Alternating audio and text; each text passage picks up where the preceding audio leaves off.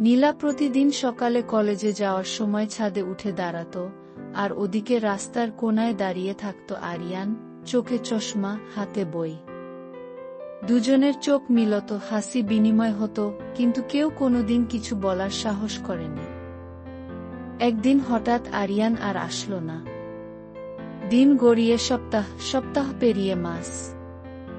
এক বিকেলে ডাকবাক্সে একটা খাম পেল নীলা।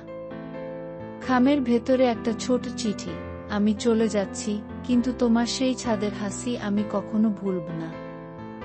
যদি কোনোদিন দেখা হয়, প্রথম কথাটা তুমি বলবে, অপেক্ষায় থাকব, আরিয়ান। চিঠির শেষ লাইনটা ছিল, ভালোবাসা হয়তো বলা লাগে না, শুধু বোঝার মানুষটা থাকলেই যথেষ্ট।